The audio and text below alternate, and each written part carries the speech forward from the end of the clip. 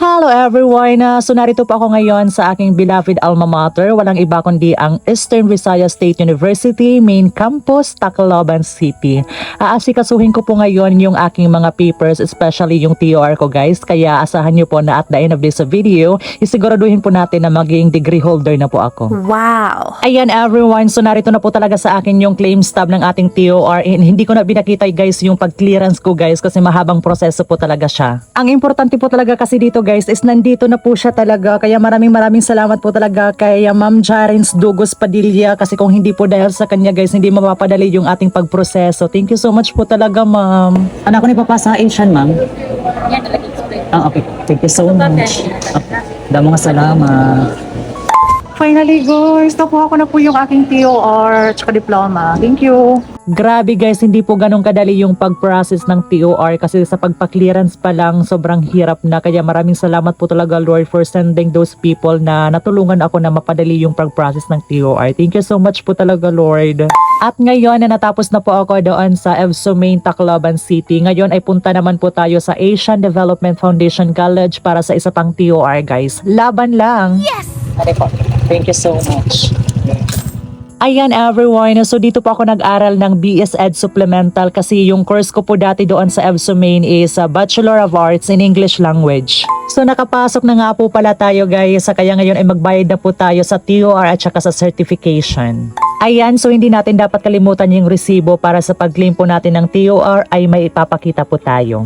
So at this time ay magbayad na naman po tayo ulit guys ng pamparash po ng ating TOR kasi gagamitin ko na po talaga siya as soon as possible. Kaya magbayad na lang po tayo.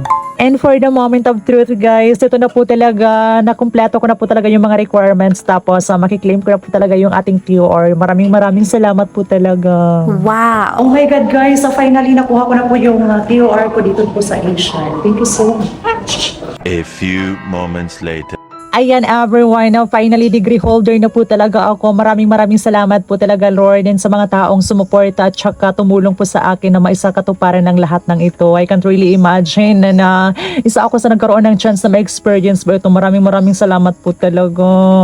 Yes! So before I end this video, please do allow me guys to leave you a saying that says, Thank you Lord for making it all happen. Nung bata ako, naalala ko pa noon kung paano ako nagmamakaawa sa Diyos para maranasan ko rin yung mga bagay na nararanasan ng iba. Puro na lang ako, Lord, kailan po yung sa akin? Hindi agad sumagot si Lord. But looking back now, I realized that God chose to prepare my heart for the things I prayed for. Dati puro ako sana all, o kaya naman, Lord, ako naman. Pero na-realize ko, sagutin man o hindi yung mga panalangin ko, mananatili siyang Diyos at hawak niya pa rin ang buhay ko. No more sana all, no more ako naman. Lahat ng yun napalitan ng until it's my time, I will surrender in the beauty of your timing. Pwedeng makalimutan mo na, pero hindi sa Panginoon. Matagalan man, pero siguradong darating. Someday, I'll be living my dreams. I'll be what I wanted to be and where I wanted to be. Hiraya Manawari.